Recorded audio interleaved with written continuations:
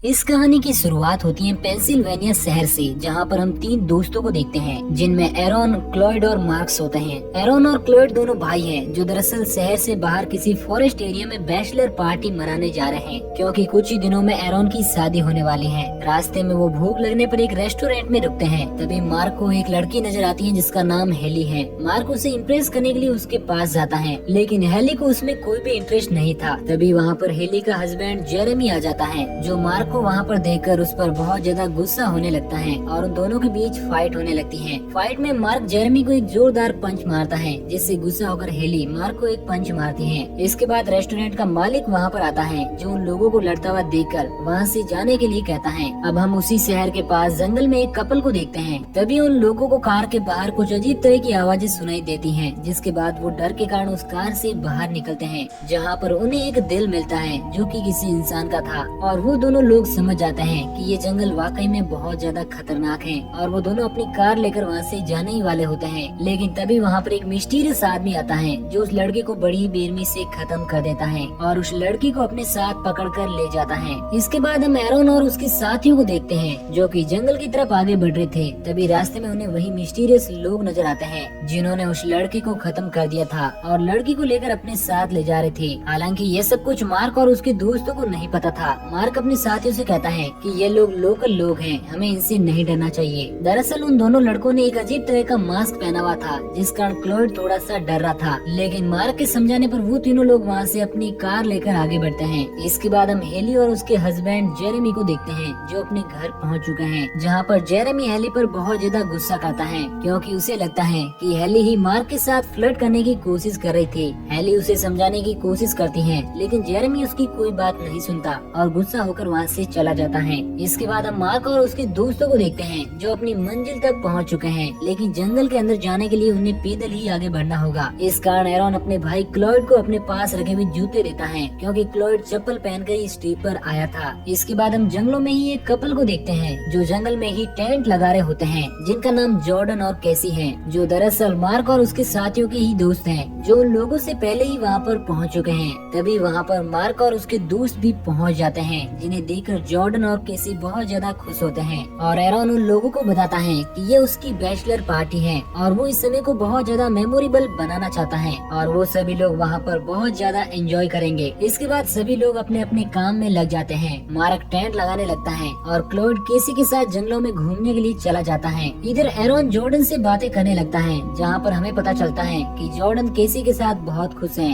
इसके बाद हम हेली को देखते हैं, जो अपने फादर के साथ बातें कर रही होती है, जहाँ पर वो अपने डैड को बताती है कि जेरेमी के साथ उसका आज झगड़ा हो गया है। हेली के डैड उसे समझाने की कोशिश करते हैं। तब हेली उसे बताती है कि जेरेमी और वो दोनों हिरण के शिकार के लिए जंगलों में जाने वाले हैं। तो इस पर उसके डैड हेली को बताते हैं कि वो दोनों वहाँ पर लड़ाई ना करे। इसके बाद हमें कैनिबल गैंग को दिखाया जाता है, जिन्होंने उस लड़की को किडनैप करके रखा हुआ था। और तभी वहाँ पर एक कैनिबल लड़का आता है। वो अपने हाथ में रखे हुए एक हथौड़े से उस लड़की का चेहरा पूरी तरह से बिगाड़ देता है। इस कारण उस लड़की की वहीं पर मौत हो जाती है। अब रात हो जाती है और हमें मार्क और उसके दोस्तों को दिखाया जाता है, जो उसी रात जंगल में ही एंजॉय कर रहे होते हैं। अब वो सभी अपने अपने रिलेशनशिप के बारे में बातें करते हैं, लेकिन क्लॉयड अभी भी सिंगल होता है। ये सुनकर सभी लोग क्लॉयड पर हंसते हैं। इसके बाद सभी लोग थक हार कर अपने अपने टेंट में जाकर सो जाते हैं। सुबह होने पर क्लॉयड और मार्क की आंखें जब खुलती हैं, तो उनको एक अजीब तरह का बूढ़ा आदमी नजर आता है। क्लॉयड उस आदमी से पूछता है कि आखिर उसे क्या चाहिए, लेकिन वो आदमी बिना कुछ कहे वहाँ से चला जाता है।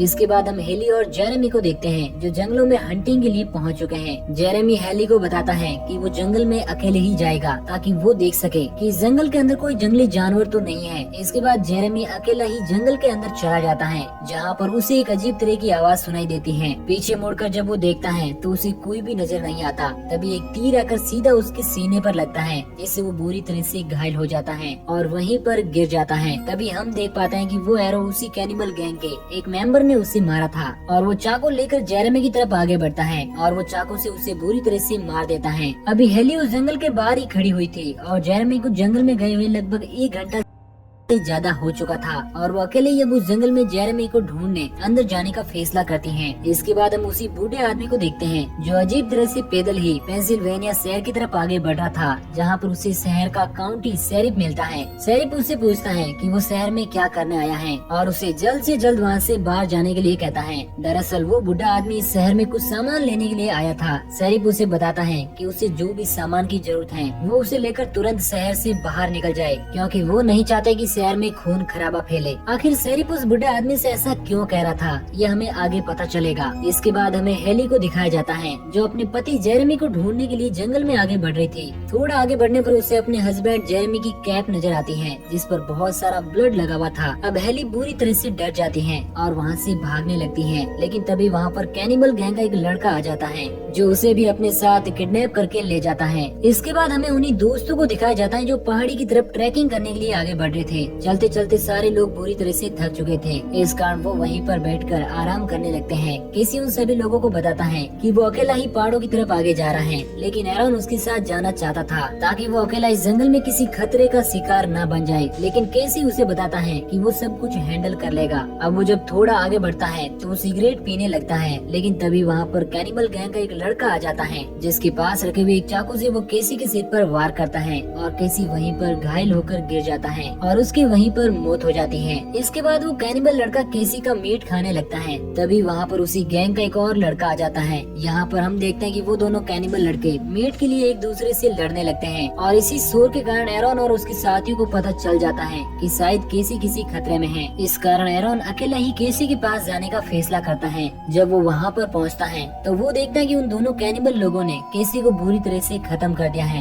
ये देखकर एरॉन वहाँ से भागने की कोशिश करता है, लेकिन उससे वो दोनों कैनिबल लड़के देख लेते हैं। हालांकि एरॉन भी वहाँ से भागने लगता है और भागते हुए अपने सारे साथियों के पास पहुँच जाता है, जहाँ पर वो सभी लोगों को बताता है कि उन लोगों को किसी भी तरह से इस जंगल से बाहर निकलना होगा। उसकी ये बात सुनकर सभी लोग वहाँ से भागने लगते हैं, लेकिन तभी ये कैनिबल लड़का अपने एरो की मदद से जॉर्डन को अपना शिकार बनाता है और एक तीर से जॉर्डन को मार गिराता है। ये देखकर मार्क्स और उसके दोस्त वहाँ से अपनी टेंट की तरफ भागते हैं और अपना सारा सामान इकट्ठा करके वहाँ से बाहर निकलने के बारे में सोचते हैं, लेकिन तभी वहाँ पर कैनिबल गैंग के दोनों लड़के आ जाते हैं जो उन्हें घेर लेते हैं। इसके बाद मार्क एक कैनिबल लड़के से लड़ने लगता है और अपने आप को घिरा हुआ देखकर मार्क अपने दोनों दोस्तों से कहता है कि वो दोनों वहाँ से अपनी जान बचाकर भाग जाए, वो अकेला ही इनसे मुकाबला करेगा। एरॉन और क्लोइड वहाँ से भाग जाते हैं। इसके बाद दोनों कैनिबल लड़के मार्क को बड़ी ही बेरहमी से खत्म कर देते हैं। अब हम हेली के डैड को देखते हैं जिसे अपनी बेटी हेली और जेरेमी की बहुत ज्यादा फिक्र होने लगी थी। इस कारण वो शहर के शेरिफ के पास कंप्लेंट लेकर जाता है। दरअसल शेरिफ हेली के डैड का बहुत अच्छा फ्रेंड था, इस कारण शेरिफ भी हेली और जेरेमी को ढूंढने के लिए उस जंगल की तरफ जाने का फैसला करता है। दूसरी तरफ हमें कैनिबल लोगों का घर दिखाया जाता है जिसके बेसमेंट में हम हेली को देखते हैं जो कि बहुत ज्यादा डरी हुई थी। तभी वहाँ पर एक कैनिबल लड़का आता है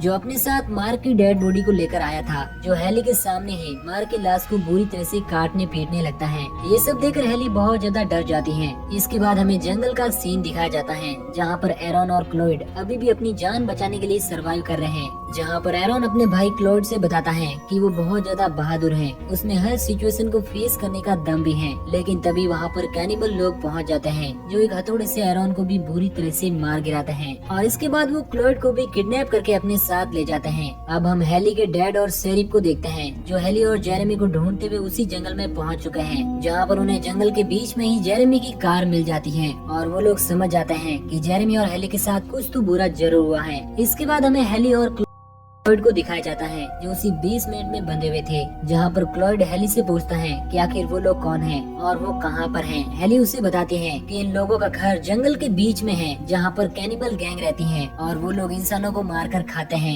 लेकिन क्लोइड उसे बताता है कि वो इतनी जल्दी नहीं मरना चाहता। तभी वहाँ पर एक कैनिबल लड़का आता है जो क्लोइड को अपने साथ ले जाता है। इसके बाद वो लड़का क्लोइड को अपने घर के अंदर ले जाता है जहाँ पर डाइनिंग टेबल पर उसकी सारी फैमिली बैठी हुई थी। वहाँ पर हम एक औरत को देख पाते हैं जो क्लोइड को बताती है कि ये मास्क पहने हुए दोनों लड़के मेरे ही हैं। क्लोइड उस औरत की आवाज सुनकर हैरान हो जाता है क्योंकि उस औरत की आवाज किसी आदमी की तरह थी जो बहुत ही भयानक थी। अब हम उन्हीं दोनों लड़कों को देख पाते हैं जो बिना मास्क के उसी डाइनिंग टेबल पर बैठे हुए थे, जो देखने में बहुत ही भयानक दिख रहे थे। मानो कि वो लोग इंसान हो ही ना। उनकी मॉम क्लॉयड को बताती है कि ये दोनों मेरे बेटे हैं और हम अपनी जनरेशन आगे बढ़ाने के लिए बेसमेंट में बंधी हुई हेली को अपने बेटे से शादी करवाएंगे। वो औरत क्लॉयड को बताती है कि वो भी उनकी फैमिली में शामिल हो सकता है। इसके लिए उसे ज्यादा कुछ नहीं करना होगा कि उसे उनकी फैमिली में शामिल होने के लिए अपने भाई का मीट खाना होगा, और ना चाहते हुए भी अपने आप को बचाने के लिए क्लॉयड अपने भाई का मीट खा जाता है। इसके बाद वो औरत कहती है कि वो भी हम उन लोगों की फैमिली में शामिल हो गए हैं। इसके बाद वो औरत क्लॉयड को बताती है कि उसके एक बेटे के साथ अब क्लॉयड को शादी करना होगा ताकि वो पूरी तरह से उन लोगों की फैमिली में शामिल हो जाए। इसी बीच एक लड़का क्लॉयड के पैर को एक चाकू की मदद से जख्मी कर देता है ताकि वो वहाँ से भागने की कोशिश ना करे। इसके बाद एक लड़का जो कि डैड बनने के लायक नहीं था, वो क्लॉयड से शादी करने के लिए रेडी होने अंदर जाता है। इसके बाद वो शादी की ड्रेस पहनकर बाहर आता है और वो लेडी क्लॉयड और उस लड़के दोनों की शादी करा देती है। जिसके बाद वो उन दोनों को एक कमरे में भेज देती है ताकि वो दोनों एक दूसरे को अच्छे से जान सके। इसके बाद उस लेडी का दूसरा लड़का हेली के पास जाता है, लेकिन उसे 20 मिनट के अंदर हेली नहीं मिलती। लेकिन तभी हेली पीछे से अपने पास रखी हुई एक रस्सी से उस पर अटैक कर देती है और वो लड़का अपने आप को हेली से नहीं बचा पाता और इस तरह से हेली उस लड़के को वहीं पर खत्म कर देती है। इसके बाद हम क्लॉयड को देखते हैं जिसे उस दूसरे लड़के ने बेड पर बांध कर रखा हुआ था। वो लड़का उसे बताता है कि हम लोगों की शादी हुई है और हमें इसके रीति रिवाज को निभाना होगा। लेकिन तभी वहाँ पर हेली आ जाती है। वो लड़का उसे देखकर उस पर अटैक करने के लिए आगे बढ़ता है। हेली अपने पास रखे हुए चाकू को इस्तेमाल करने की कोशिश करती है, लेकिन वो लड़का उस चाकू से हेली को खत्म करने वाला होता है। मगर तभी क्लॉयड अपने पास रखे हुए एक चाकू की मदद से उस लड़के को वहीं पर घायल कर देता है। इसलिए वो लड़का अपनी जान बचाकर वहाँ से भाग जाता है। अब हेली भी क्लॉयड को आजाद करा लेती है। उसके बाद हम शेरिफ और हेली के डैड को देखते हैं, जिन लोगों को अभी भी हेली के बारे में कुछ भी पता नहीं था। शेरिफ हेली के डैड को बताता है कि पास ही में एक परिवार रहता है जो सालों से वहाँ पर रहता है, लेकिन वो लोग इतने खतरनाक नहीं है कि लोगों को किडनैप कर सके। लेकिन हेली के डैड शेरिफ से कहते हैं कि हमें उनके घर तक जाना होगा, हो सकता है कि उन्हीं में से किसी ने मेरी बेटी और जेरेमी को किडनैप कर लिया हो। हेली के डैड की बात सुनकर शेरिफ अब उस घर पर जाने के लिए रेडी हो जाता है। इसके बाद हमें हेली को दिखाया जाता है जो उस लड़के को खत्म करने के लिए भाग रही होती है, जो अपने पास रखे हुए एक चाकू से उस लड़के को भी खत्म कर देती है। दूसरी ओर हम क्लॉयड को देखते हैं जो पैर में चोट लगने की वजह से भाग नहीं पा रहा था। तभी वहाँ पर वही लेडी आ जाती है जो क्लॉयड पर अटैक करने लगती है और उसे पीटने लगती है। लेकिन तभी वहाँ पर हेली आ जाती है जो क्लॉयड को बचा लेती है और वो उस औरत को गले में काट लेती है, जिससे उस औरत की भी वहीं पर मौत हो जाती है। और अब वो दोनों घायल हालत में इस शहर की तरफ आगे बढ़ने लगते हैं और उस जंगल से बाहर जाने लगते हैं, जहाँ पर हाईवे पर पहुँचने पर उन्हें शेरिफ और हेली के डैड नजर आते हैं और इस तरह से वो लोग उस कैनिबल फैमिली से अपने आप को बचा लेते हैं। फिल्म के लास्ट सीन में हम उसी बूढ़े आदमी को देखते हैं, जहाँ पर हमें पता चलता है कि दरअसल वो आदमी उसी फैमिली का मेंबर है जो उन दोनों लड़कों का डैड और उस औरत का हस्बैंड है, जिसे अब पता चलता है कि उसके पूरे फैमिली मेंबर को किसी ने बड़ी ही बेरहमी से खत्म कर दिया है। और इसी के साथ ये मूवी यहीं पर एंड हो जाती है। तो दोस्तों, आपको ये कहानी कैसी लगी नीचे कमेंट करके जरूर बताना, और अभी तक आपने हमारे चैनल को सब्सक्राइब नहीं किया है तो